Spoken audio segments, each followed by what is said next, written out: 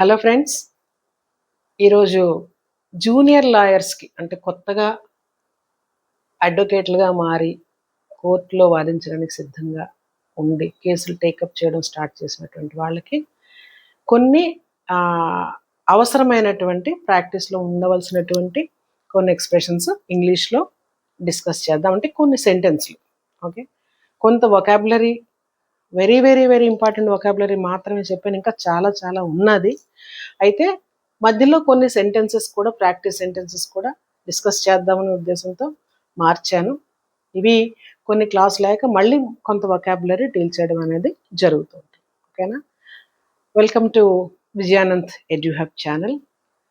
ఈరోజు మనం first of all మనం సెంటెన్స్ జూనియర్ లాయర్స్కి ఏవైతే ప్రాక్టీస్లో అవసరం అవుతాయో ఆ సెంటెన్స్లు డీల్ చేయాలనుకుంటున్నామో మొట్టమొదటిగా బేసిక్స్ అన్నమాట. ప్రాథమికంగా మొట్టమొదటిగా అవసరమైనటువంటి కొన్ని సెంటెన్స్లు, కొన్ని మాత్రం అన్నీ అని నేను చెప్పట్లేదు, ఇవి ప్రాక్టీస్ చేసుకుంటే మీకు చాలా చాలా ఉపయోగపడతాయి, యూస్ఫుల్గా ఉంటాయి అన్నమాట. సో బేసిక్ సెంటెన్సెస్లో మనం ఈరోజు చూడండి, ఫస్ట్ది మొదట నేను ఇంట్రడక్షన్ క్లాస్లోని తర్వాత కొన్ని వర్డ్స్ చెప్పినప్పుడు కూడా చెప్పాను, చాలా గౌరవంగా అడ్రస్ చేయవలసి ఉంటుంది కోర్టులో ఎప్పుడు కూడా. దానికోసం అవసరమైన కొన్ని ఫ్రేజులు ఖచ్చితంగా అలవాటు చేసుకోవాల్సిందే. ఓకే, న్యాయదేవత అంటే చాలా చాలా చాలా గౌరవంతో మాట్లాడవలసిన అవసరం ఉంది. కాబట్టి ఆ పదాలని, ఆ సెంటెన్సెస్ని, ఆ ఫ్రేజెస్ని కూడా తెలుసుకోవాలి. ఫస్ట్ ఆఫ్ ఆల్ చూడండి, మే ఇట్ ప్లీజ్ ద కోర్ట్. ఈ డైరెక్ట్ మీనింగ్ కాకుండా ఆ సెంటెన్స్ యాజ్ ఇట్ ఈస్గా వాడడమే అలవాటు చేసుకోవాలి, ప్రాక్టీస్ చేసుకోవాలి. మే ఇట్ ప్లీజ్ ద కోర్ట్ అంటే నేను కోర్టు వారికి గౌరవాన్ని ఇస్తున్నాను, గౌరవ వందనం అని చెప్పడం, అంతే. ఇంకా వర్డ్ టు వర్డ్ మీనింగ్కి వెళ్ళకూడదు, ఆ సెంటెన్స్ యాజ్ ఇట్ ఈస్గా వాడాలి. సో కోర్టు వారికి వందనం అని చెప్పడం అన్నమాట. May it please the court, may it please the court. Okay, కోర్టుని సంతోషపెట్టడం మనం సంతోషపెట్టడం కాదు, ఇక్కడ గౌరవాన్ని ఇస్తున్నాం అనమాట. గౌరవాన్ని ఇస్తూ ఈ సెంటెన్స్ ఇలాగే వాడాలి. ఓకే, అందుకని అది ప్రాక్టీస్ చేసుకోవాలి. Second one, your honour, I seek permission to proceed. Your honour, ఇక్కడ చూడండి, యువర్లో వై ఎలాగా సెంటెన్స్ బిగినింగ్ కాబట్టి క్యాపిటల్ లెటర్ ఉంది. మరి ఇక్కడ ఆనర్లో కూడా, ఆనర్ అనేది వెరీ వెరీ కామన్ ఉన్నది, కానీ ఆనర్లో కూడా హెచ్ క్యాపిటల్ లెటర్ ఉంది చూడండి. ఎందుకంటే ఇక్కడ మనం ద మోస్ట్ అంటే కోర్ట్ అనేటప్పటికీ సుప్రీం అథారిటీ, అంతకు మించి ఇంకేం లేరు ఏ గవర్నమెంట్లోనైనా ఏ దేశంలోనైనా. కాబట్టి ఆ స్పెషాలిటీ తెలియజేయడం కోసం ప్రాపర్ నౌన్గా మార్చి ఆనర్కి లో ఉన్నటువంటి హెచ్ కూడా క్యాపిటల్ లెటర్గా ఇవ్వడం జరిగింది. యువర్ ఆనర్, ఇదొక వెరీ వెరీ ఇంపార్టెంట్ ఎక్స్ప్రెషన్ అనమాట. Your honour, I seek permission to proceed అంటే ఐ సీక్ పర్మిషన్ అంటే నాకు పర్మిషన్ ఇవ్వండి, దయచేసి కోర్టు వారిని పర్మిషన్ కోరుతున్నాను. దేనికి? టు ప్రొసీడ్, నేను ముందుకు వెళ్ళడానికి, అంటే నా కేసు విషయంలో ముందుకు వెళ్ళడానికి నాకు పర్మిషన్ ఇవ్వాల్సిందిగా గౌరవ కోర్టు వారిని కోరుతున్నాను అని చెప్పడం. ఎప్పుడు కూడా గౌరవానికి ఎటువంటి సందర్భంలో కూడా గౌరవాన్ని ఏమాత్రం కూడా తగ్గించడానికి వీల్లేదు. So your honour, I seek permission to proceed, నేను ప్రొసీడ్ అవడానికి నాకు పర్మిషన్ ఇవ్వాల్సిందిగా గౌరవ కోర్టు వారిని కోరుతున్నాను. Next one, I appear for the petitioner or respondent. అలాగే ఏ లాయర్ అయినా ఎవరు ఒకరి తరఫున అక్కడ వాదిస్తారు. అయితే పిటిషనర్ తరఫున లేకపోతే రెస్పాండెంట్ తరఫున, అంటే వాది, పిటిషనర్ అంటే వాది, రెస్పాండెంట్ ప్రతివాది, ప్లెయింటిఫ్, డిఫెండెంట్, ఇలా రకరకాల పదాలు ఉంటాయి. వాళ్ళని ఉద్దేశించి అవన్నీ కూడా తెలుసుకోవాల్సిన అవసరం ఉంది, మనం ఆల్రెడీ డిస్కస్ చేసాం. So I appear for the petitioner or respondent, ఎవరి తరఫున అయితే అది చెప్పుకోవాలి, రెండు చెప్పడానికి లేదు. సపోజ్ పిటిషనర్ తరఫున లాయర్ మాట్లాడతారు అనుకోండి, సో అది చెప్పుకోవాలన్నమాట. I appear for the petitioner తరఫున నేను ఇక్కడికి వచ్చున్నాను, లేదా రెస్పాండెంట్ తరఫున నేను వచ్చున్నాను అని చెప్పాలి. ఐ అపియర్ అనే వర్డ్ పడాలి అక్కడ, for the petitioner or respondent, ఏదో ఒకటి వాడుకోవచ్చు. Next fourth one, the matter is listed for hearing today. ఈరోజు ఈ కేసు హియరింగ్ అంటే విచారణకి లిస్టులో చేర్చబడి ఉన్నది. వందనం అయిపోయింది, ఎవరి తరఫున చెప్పారు. తర్వాత ఇంకేంటి, కేసు గురించి మాట్లాడేటప్పుడు మొట్టమొదట ఈ రోజు ఏవైతే ట్రయల్కి వస్తాయో, విచారణకు వస్తున్నాయో ఆ లిస్టులో నా కేసు కూడా ఉన్నది అని చెప్పడం. The matter is listed for hearing today. Next 5th one. Kindly grant me a moment your honour. చూడండి, ఇక్కడ కూడా యువర్ ఆనర్ కి మిడిల్ ఆఫ్ ది సెంటెన్స్ అయినప్పటికీ యువర్ లో వై క్యాపిటల్ ఉంది, ఆనర్ లో హెచ్ క్యాపిటల్ లెటర్ ఉంది. So that's a proper indication for proper noun. Kindly grant me a moment, నాకు ఒక్క క్షణం దయచేసి ఒక క్షణాన్ని నాకు ఇవ్వండి. దేనికి? యువర్ ఆనర్, కోర్టు వారు దయచేసి నాకు ఒక క్షణం సమయం ఇవ్వండి అని కోరడం అనమాట. ఇలాగా ఇవి కొన్ని basic sentences. Okay, next practice కోసం కొన్ని చిన్న చిన్న సెంటెన్స్లు కూడా ఇవ్వడం జరిగింది. అవేంటంటే, I respectfully submit before this court. I respectfully, చాలా గౌరవంతో, సబ్మిట్ బిఫోర్ ద కోర్ట్, సమర్పిస్తున్నాను. అది కేసు కావచ్చు, నన్ను నేను కావచ్చు, డాక్యుమెంట్స్ కావచ్చు, విట్నెస్ కావచ్చు, ఏదైనా అక్కడ ఏదైతే అది. ఓకే, ఐ రెస్పెక్ట్ఫుల్లీ సబ్మిట్ అంటే సమర్పించుకోవడం. అది అంతకు మించిన గౌరవమైన పదం ఇంకొకటి లేదనమాట. సమర్పణ, ఆ సమర్పణ అనేది అక్కడ పడాలి.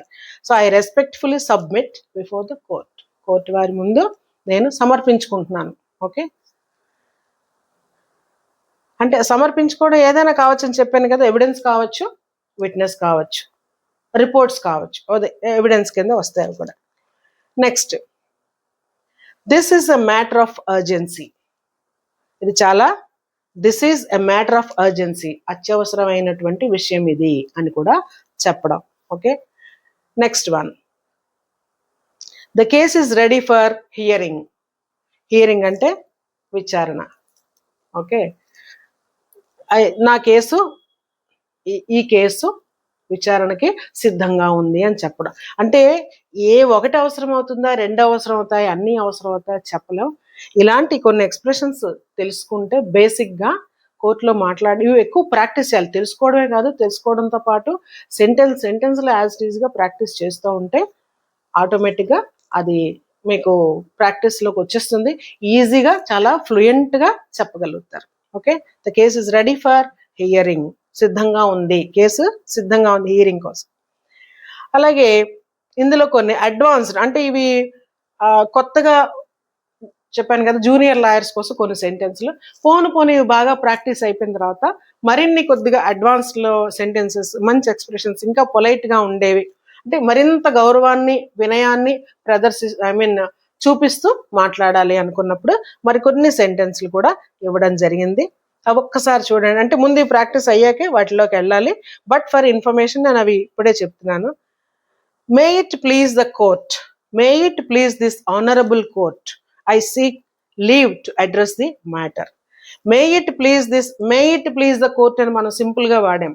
దాన్ని కొంచెం ఎక్కువగా అడిషనల్గా యాడ్జెక్టివ్స్తో, అడిషనల్గా పొలైట్నెస్తో మాట్లాడాలంటే ఈ సెంటెన్స్ ఇలా చెప్పచ్చు అనమాట. అది బాగా ప్రాక్టీస్ అయిన తర్వాత ఇది కూడా ప్రాక్టీస్ చేసుకుంటే బై ఎక్స్పీరియన్స్ మీరు ఇంకా చాలా బాగా ఆ కోర్టులో ఇంకా ఎక్కువ గౌరవంగా మీ పాయింట్ ఆఫ్ వ్యూని అక్కడ ప్రజెంట్ చేయగలుగుతారు. That is may it please this, ఇందాల కోర్ట్ అని, ఇక్కడ honourable court. May it please, ఇది మాత్రం అసలు మర్చిపోకండి. May it please this honourable court. ఇక్కడ ఆనరబుల్ పైన కామా ఉంది చూడండి, ఎపోస్ట్రోఫీ అంటారు దాన్ని, కామా కాదు ఎపోస్ట్రోఫీ. ఇక్కడ ఎపోస్ట్రోఫీ ఉంటే అర్థం ఆనరబుల్ అని చదువుతున్నాను నేను, బట్ ఇక్కడ ఆనరబుల్ స్పెల్లింగ్ మీకు కంప్లీట్గా లేదు, మిస్ అయిందనమాట. ఓకే, HON ఉంది, BLE ఉంది, మధ్యలో ఎపోస్ట్రోఫీ ఉంది, దాన్ని ఎపోస్ట్రోఫీ అంటారు. అంటే it indicates that there are some missing letters. అక్కడ కొన్ని లెటర్స్ లేవు, స్పెల్లింగ్లో ఒరిజినల్గా ఉన్నాయి కానీ ఇక్కడ లేవు అని చెప్పడం అనమాట. Honourable court, I seek leave to address this matter. ఈ విషయంలో మాట్లాడడానికి, నేను అడ్రస్ చేయడానికి నాకు అనుమతిని కోరుతున్నాను గౌరవమైన కోర్టు వారిని అని అడగడం. చూసారా, మీనింగ్ అది ఇది ఒకటే, కానీ యూసేజ్ ఆఫ్ సెంటెన్స్ డిఫరెన్స్. కొంచెం సింపుల్గా ఉంది, ఇది కొంచెం కాస్త కాంప్లికేటెడ్గా ఉంది, కాస్త మోర్ పొలైట్గా ఉంది, అంతే తేడా. మీనింగ్ వైజ్గా తేడా ఏమీ లేదు. Next one, I appear on behalf of the petitioner in the present proceedings. ఇది కూడా సేమ్ సెంటెన్స్ మనకి సింపులర్ వేలో వచ్చింది. I appear on behalf of the petitioner, అంటే పిటిషనర్ తరఫున నేను ఇక్కడ అపియర్ అవుతున్నాను. ఇన్ ద ప్రెసెంట్ ప్రొసీడింగ్స్, ఇప్పుడు ఉన్నటువంటి ఇచ్చినటువంటి ప్రొసీడింగ్స్లో పిటిషనర్ తరఫు న్యాయవాదిగా నేను ఇక్కడ ఉన్నాను, ఇక్కడ అపియర్ అవుతున్నాను అని చెప్పుకోవడం కొంచెం కాంప్లికేటెడ్గా. ఆ సింపులర్ వేలో కూడా ఉంది కదా. Okay, I appear for the petitioner, I appear for the respondent, ఏదైనా ఒకటి వాడుకోవచ్చు అని చెప్పాను. సింపుల్గా అది సింపుల్గా ఉంది కదా. I appear for the petitioner చాలా సింపుల్గా ఉంది. I appear on behalf of the ఫర్కి బదులుగా ఆన్ బిహాఫ్ ఆఫ్ వచ్చింది, అంటే తరఫున అని చెప్పడం. అది అర్థం అదే, ఇది అర్థం అదే, బట్ కొంచెం అడ్వాన్స్డ్గా ఉంది సెంటెన్స్ అంతే. ఇన్ ద ప్రెసెంట్ ప్రొసీడింగ్స్, ఇది ఒకటి కూడా యాడ్ చేశారు. Next one, this matter is listed today for preliminary hearing. Hearing అంటే విచారణ, ప్రిలిమినరీ అంటే మొట్టమొదటిసారిగా అనమాట, ప్రాథమిక విచారణకు. This matter is listed today, ఈ రోజు జాబితాలో ప్రాథమిక విచారణ కోసం ఈ కేసు లిస్ట్ అయి ఉన్నది, ఆ జాబితాలో ఉన్నది అని చెప్పడం. Next, and today's last sentence, I request your honour to kindly take this matter on record. I request your honour, ఇక్కడ రిక్వెస్ట్ చేసుకోవడం ఎవరిని, కోర్టు వారిని. యువర్ ఆనర్ అంటే అక్కడ ఎవరు ఉండరు, కోర్టు వారు. అంటే జడ్జి గారు ఉన్నప్పటికీ న్యాయ దేవతకి అక్కడ గౌరవం ఇవ్వడం కాబట్టి your honour, it means judge only. Okay, to kindly take this matter on record, ఈ విషయాన్ని రికార్డు చేయవలసిందిగా, భద్రపరచవలసిందిగా కోరుతున్నాను అని చెప్పడం. ఇవి చివరిలో చెప్పినటువంటి 9, 10, 10, 11, 12 ఈ 4 సెంటెన్సెస్ కూడా కొంచెం అడ్వాన్స్డ్ లెవెల్లో ఉన్నవి. అందుకే నేను కలర్ చేంజ్ చేసి మీకోసం పెట్టాను నేను, అడ్వాన్స్డ్ సెంటెన్సెస్ అని. ఇవి ఎక్కువగా తెలుసుకోవడం, ప్రస్తుతం తెలుసుకోండి, తర్వాత ప్రాక్టీస్ చేయొచ్చు. ముందు మాత్రం ప్రాక్టీస్ కోసం ముందు ఇచ్చినవి ఒక 5 సెంటెన్సెస్, తర్వాత ప్రాక్టీస్ కోసం ఇచ్చినవి మీరు ప్రాక్టీస్ చేస్తూ ఉంటే అవి కొంచెం బాగా అలవాటు అయిపోయిన తర్వాత వీటిలో కూడా వెళ్తే మీకు మీ వే ఆఫ్ టాకింగ్ని బట్టి కూడా it indicates your experience, it indicates your knowledge of language, it indicates your reasoning also. వీటన్నిటిలో కూడా అది బాగా పనిచేస్తుంది. ఓకేనా, థ్యాంక్ యూ. నెక్స్ట్ క్లాస్లో మరిన్ని sentences, practice sentences junior lawyers కోసం వేరే సందర్భంలో ఎలా మాట్లాడాలనేది తీసుకుని వచ్చి చెప్తాను, నేను డిస్కస్ చేద్దాం. Thank you for watching. ఎంతవరకు సబ్స్క్రైబ్ చేసుకోకపోతే చేసుకోండి, షేర్ చేయండి మీ మిగిలిన లాయర్ ఫ్రెండ్స్కి కూడా, అండ్ కామెంట్ పెట్టడం మర్చిపోవద్దు. Thank you for watching.